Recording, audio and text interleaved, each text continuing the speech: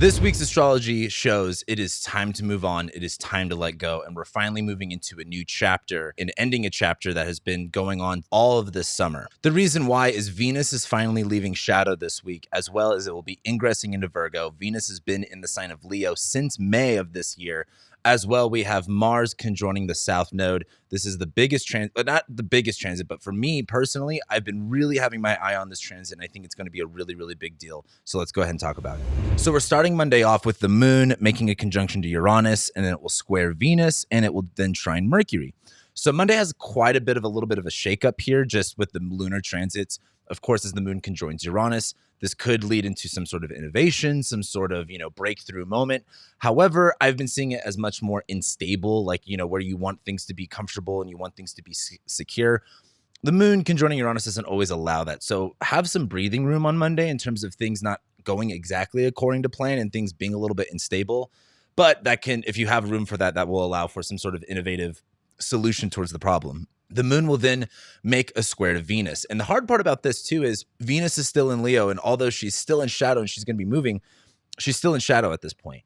And so the moon, where our emotions are really connected to value and security and beauty, it's going to be squaring Venus and Leo. So again, you're not always going to get exactly what it is that you want. And I think a better way to frame this is in terms of like manifesting or envisioning things, you have to be open to what you can receive. Because oftentimes in life, if you like want to manifest something or if you have a specific vision, you're going to get really, really close to it, but it may not line up exactly the way that you envisioned it. And so that moon square Venus is a really good example of that, as you might get exactly what it is that you want. It just may not look the way that you expected it to. So try to have an open mind in terms of how you're receiving things on Monday. And as the moon separates from a square to Venus, it will trine Mercury. So again, this is the right solution. It's totally going to work. You just have to reframe your mind with things. The only part about that is one of the highlights we have this week on Monday is Mercury is going to go opposite Neptune. So this one's been really interesting to me because while Mercury is in Virgo, and there's a lot of, again, clarity, understanding, clear thought, clear communication, as it goes opposite Neptune, there is this, it's kind of like having all of your ducks in a row, but something's still not feeling right. It's like, all right, all my, T's are crossed and I's are dotted, but I feel like I'm still missing something. And so it's one of those things where if you can, like, if you're double checking everything and you're like, oh, I forgot this, try to do that. But you don't want to peer too hard into like the misty fog. Like you're just not going to see much, if that makes sense. Like it doesn't matter how many, it doesn't matter how strong your binoculars are. You're not going to be able to see past the fog. So with Mercury opposite Neptune, there will be a feeling of having everything kind of in order and under control, but there will be a feeling of something eluding you. And again, do your best to make sure that nothing's eluding you, but that feeling might still be there. As we move into Tuesday, the moon is going to ingress then into Gemini, and it will make a square to Saturn. The thing is with the moon and Gemini, again, the moon is our emotions, our body, how we kind of change from day to day. The moon going into Gemini is a little bit more vocal, a little bit more communicative of our emotions and sharing with other people, talking with other people, a lot of dialogue going on.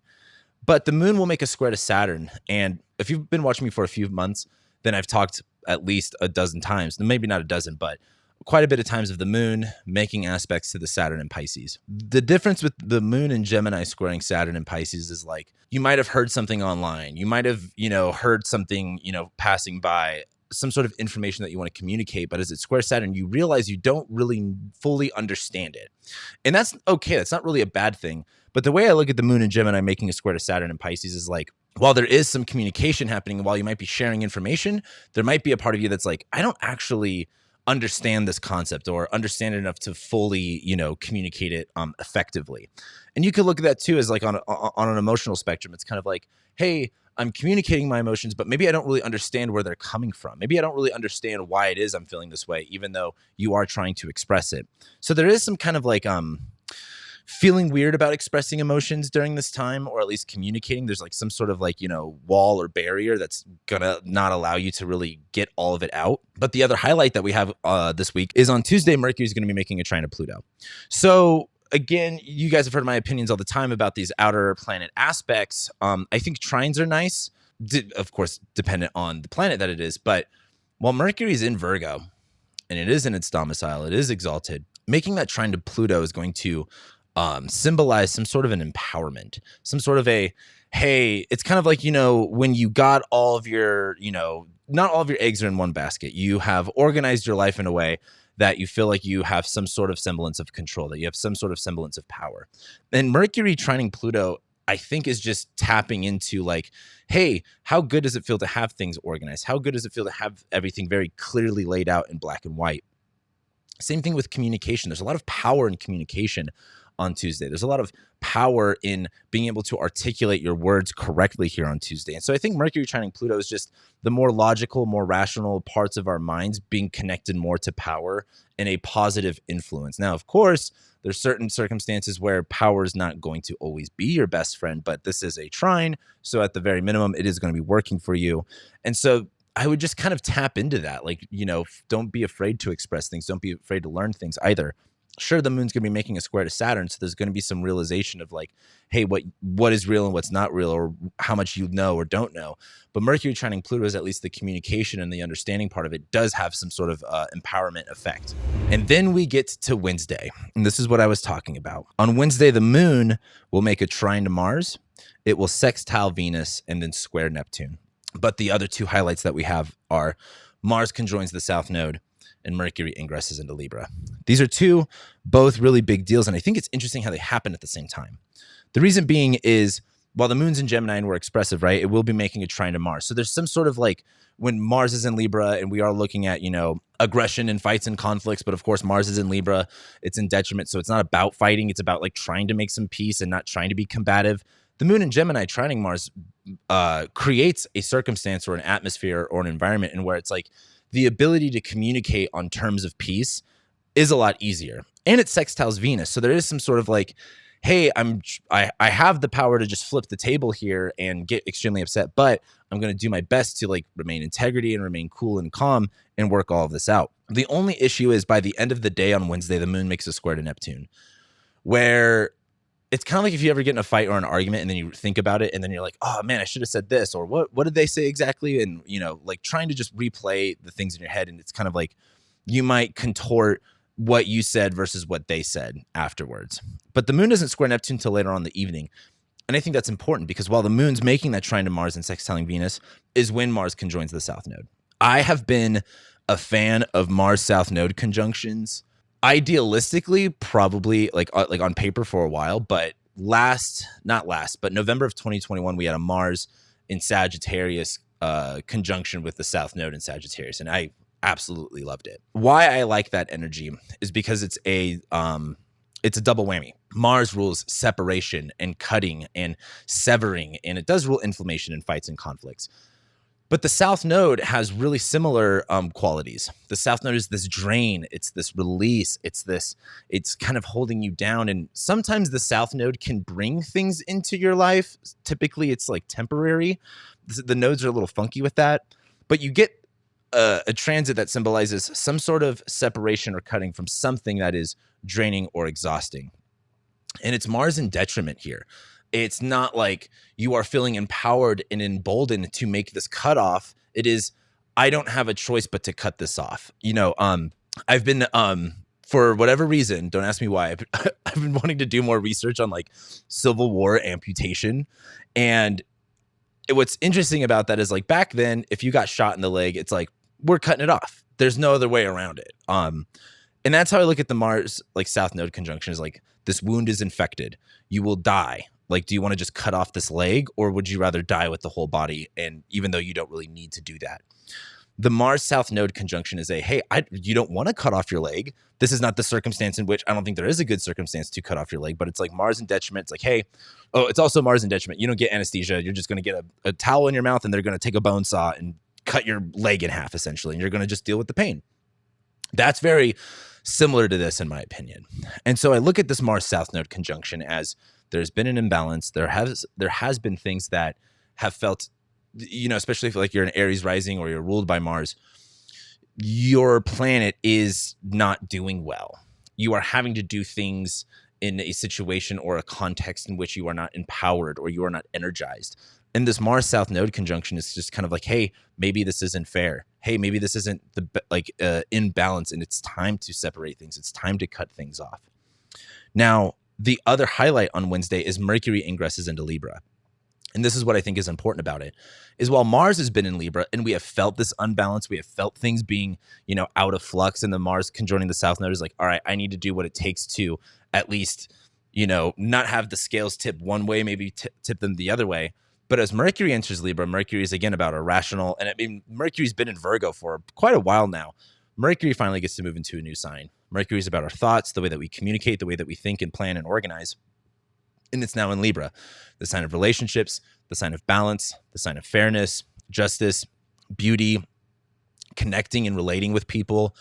And I think as Mercury goes into Libra, our mind is now focused on, like, what did we just go through? Like, as Mars was going through Libra, and there was this imbalance and things weren't energized or fair, Mercury goes in there and it's like, okay, well, what does fair look like? What does balanced look like? How can we organize things in a more balanced and fair way? But the way I look at it is Mars conjoins the South Node first, where like there needs to be this separation or this cutting or this upheaval that happens first before we can start coming to the negotiating table, if that makes sense.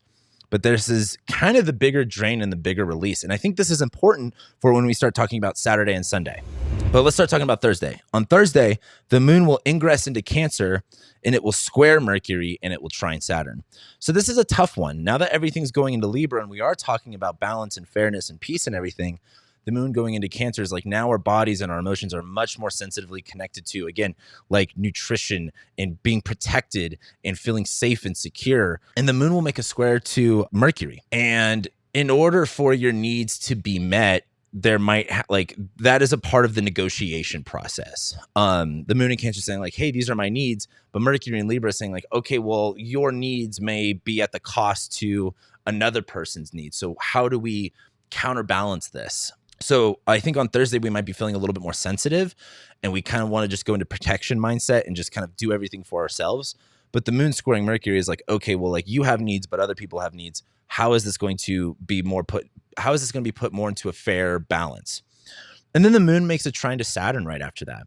Whereas the moon is trining Saturn in Pisces, responsibility, maturity, time, and commitment. It's in flux. I think it's so interesting what's going on with all of the immigration right now, because this is something I totally talked about on my, I think I either talked about it on my Saturn and Pisces video or my delineation about Saturn and Pisces. But like, Saturn rules walls and borders and barriers, and Pisces is like liquid. And I heard the other day, like, someone described the border crisis as like, the border is porous, which is like the perfect word. I think I literally used that word for my Saturn and Pisces video. There is a porous and a changeable and malleable energy to where we need to be disciplined, where we need to be mature, where we need to be responsible. And I think the moon making that trine to Saturn after it leaves that square with Mercury is like, okay, maybe we do have to, I need to put my needs first, of course, but that needs to be in balance and fairness with others. And again, Mercury's in Libra. We're thinking about what is going to be the most balanced way of doing things.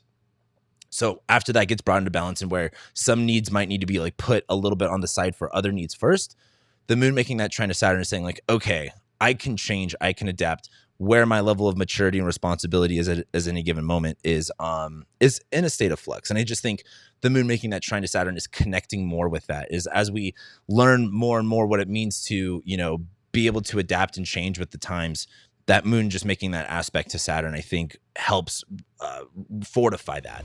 Then we get to Friday, and the moon will make a square to the sun and then sextile Jupiter. And the reason I bring this up is because I don't typically talk about moon aspecting the sun unless there's nothing going on. But what I think is important here is the sun is in fall, right? The sun does not do well in Libra. The sun is, not empowered here, like to do things do things for yourself. Like, it needs permission. It needs a relationship. It needs some other individual to bring it into some sort of a power. And that moon in Cancer making a square to the sun in Libra is like, you have these needs and you want to take care of them. But as it's squaring the sun in Libra, there's this kind of chip on your shoulders, like, well, I can't do X, Y, and Z because I don't feel that I don't feel empowered to do so. I don't have permission to do so.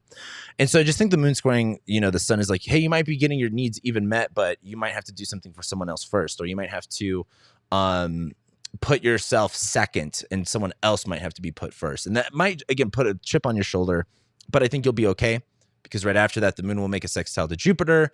You're going to get what you need. It's just kind of like Friday's a little bit of feeling a little annoyed, feeling a little crabby. But then we get to Saturday. And the big highlight on Saturday is Venus leaves shadow. But before I talk about that, I want to talk about all of the lunar aspects that we have going on Saturday.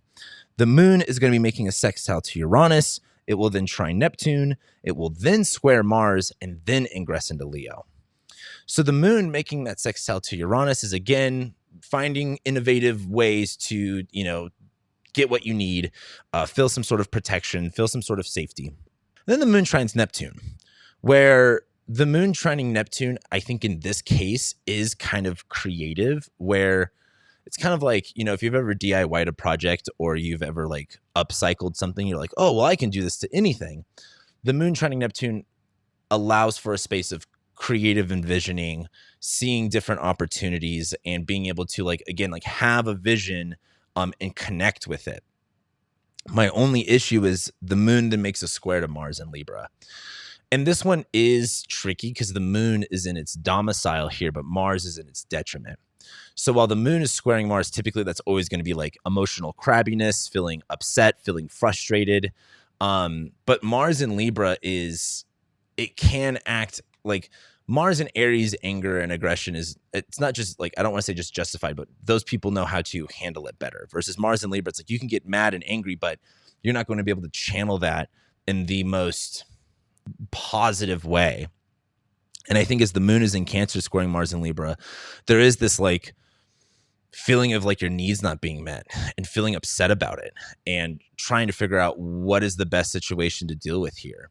And I also think while the moon is squaring Mars, it will be really easy to be triggered to act out of aggression, to do something very unfair or unjust. And I would really advise you to not act that way. Act with integrity, have a way to, find yourself in a cool, calm, and collected state of mind. And I just think as the moon makes that square to Mars, that internal frustration of feeling like I feel insecure, I feel like my needs aren't being met, I need to protect, I need to, withdraw.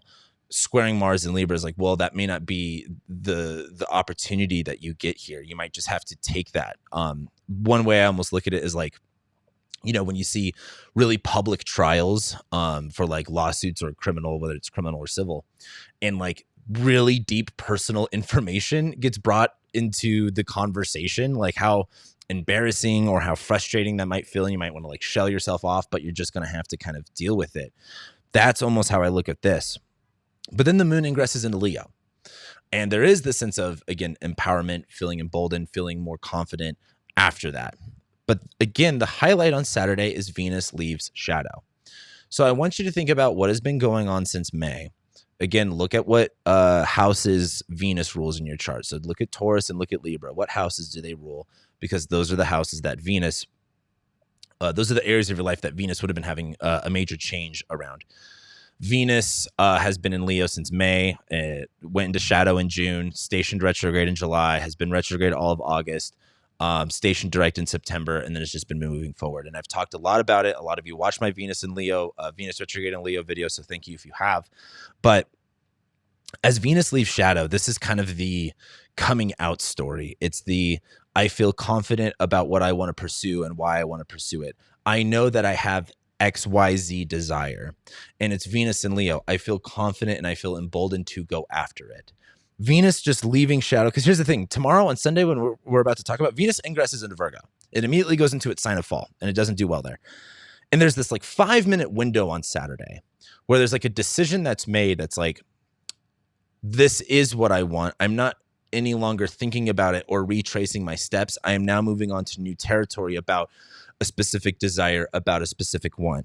And I think all of this is really important given the context of Mars conjoining the South Node in Libra, the Sun in Libra, and Mercury in Libra, because those are all Venus-ruled signs. So it's like we just had a lot of shift in that area of wherever Libra is at in your chart. And then Venus, the ruler of all this, leaves shadow. And this is why I wanted to call this week like just moving on. Because once Mars conjoins the South Node and you kind of have that separation, it's like that frees up this room. And Venus, the ruler of all that, finally leaves shadow where it is feeling more confident. It is feeling more free to move on to the territory that you do want to take on. Again, Venus, love, relationships, connection, indulgence, fun. And she's in Leo, like feeling, more confident, feeling more seen. She finally leaves shadow. And there's this like, again, it's kind of like building up to a launch or building up to a performance where it's like you finally get that 5 minutes of stardom, so to say. But then we go into Sunday. And on Sunday, the moon will make a sextile to Mercury. Again, the moon's in Leo at this point and this is what I like, is the moon goes into Leo on Saturday and Venus leaves shadow in Leo. So there is this sense of like, all right, I had to do things that were uncomfortable to get here, but hey, I'm here and now I feel really good. When we get to Sunday, the moon will make a sextile to Mercury. Mercury's in Libra. So again, speaking with charm, speaking with charisma, being able to just like feel confident about things and being able to communicate in a way that's not arrogant, being able to communicate in a way that is charming, that is, connective. But it will make a square to Jupiter once we get to the very later part of the day. And once the moon makes that square to Jupiter, the moon in Leo is nice, and it's nice for like 5 minutes, but I want to talk about the moon square Jupiter in a moment, because the two other highlights, and these are the last two highlights of this week, is Mars is going to make a square to Pluto. So Mars squaring Pluto, in my opinion, is more going to be seen in the geopolitical, economic world. Something I haven't talked about and I've wanted to talk about is like, I need to look at the specific day, but I'm almost positive it was like 5 minutes, maybe like a couple days after Mars ingress into Libra. If you're not catching up with the news, the governor of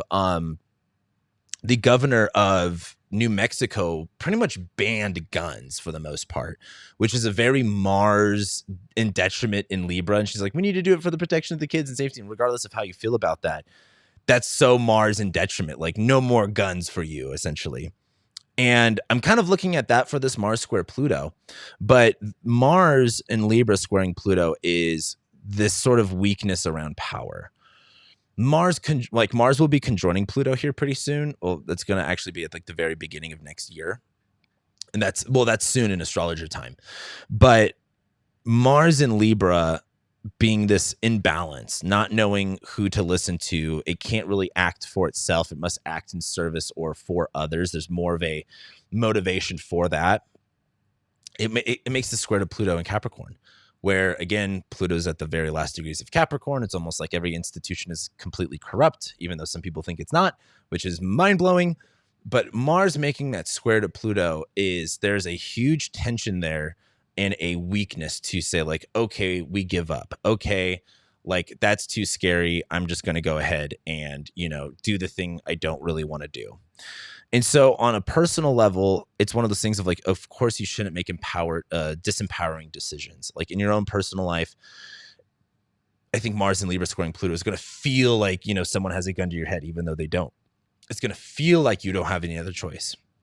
It's going to feel like you have a lot of pressure hanging on you, but you don't. Like, sometimes the best decision to make is not making a decision at all. And so I would really stress maybe cooling off on making really important decisions, especially if you feel extremely pressured or fearful on Sunday. But here's the other part of Sunday. Venus ingresses into Virgo. And what's weird about this is, like, Venus leaves shadow and she's in, Leo for like 5 minutes, and then she enters her sign of fall. Venus doesn't do well in Virgo. Venus, again, love, romance, beauty, connection, fun. She goes into her sign of fall, where it's like, okay, the way I like to relate Venus and Virgo is when you overanalyze things, like you take the joy out of it. Like my favorite example of Venus and Virgo is, because I grew up with my sister and my mom, we used to watch America's Next Top Model, and Tyra Banks, I think, is her name. I think she has Venus in Aries. I don't remember what her placement is, but that show is like the definition of Venus and Virgo. Like, they grilled those bitches. I mean, over every tiny little detail. They can be these super, super hot models, really, really good at what they do, but it's like, I mean, they just grill them at the most specific things. And that's how I look at Venus and Virgo. Like, it takes the beauty and the art away from things when you micromanage, when you focus too much on the detail or the exact order of things. And so Venus going into Virgo, for one, will feel like a really big shift, right? Venus has been in Leo for a long, long, long, long time.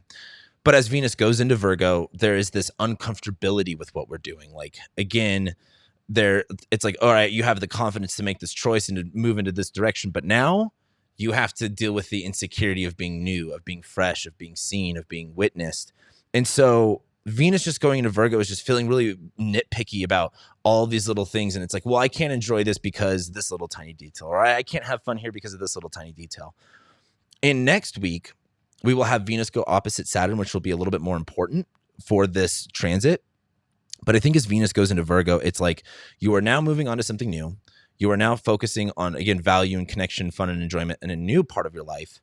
But there is a criticalness here. There's a weakness here. There's a not having as much fun. Like nothing is ever going to be exactly perfect the way that you want it to, but like how close can you get it? And I think the more that you analyze and the more that you,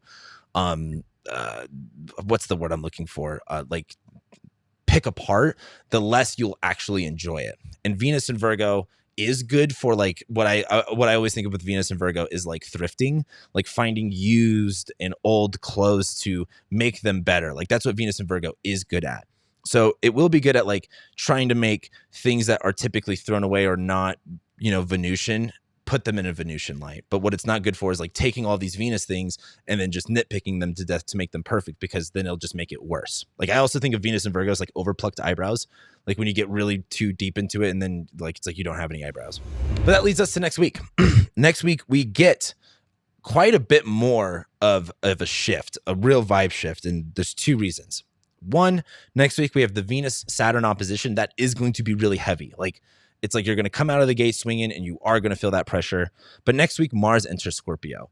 So it's like, okay, Venus and Mars are both right now in detriment, or Venus has fallen, Mars is in detriment. But the next week, Mars goes into Scorpio. So there will be some energy coming alive there. There will be some dignity happening. Mars will trine Saturn. I think that's really constructive. But next week, we have the solar eclipse in Libra, which the solar eclipse in Libra is pretty much the Mars South Node conjunction tees us up for this solar eclipse in Libra, where eclipses are major endings and major beginnings. I would argue that this is more of an ending since it's a solar eclipse on K2. But the Mars South Node conjunction really kind of plants that seed that we will then reap what we sow essentially next week on the solar eclipse in Libra. So if you enjoyed all of that, make sure you like this video, comment, let me know what you're going through in the comments below. Let me know what you're expecting to see or what you really want to get out of this week. As well, if you want to keep up to date with all of the astrological transits happening in the future, make sure you subscribe to the channel. I love and appreciate you guys, and I'll be seeing you next week.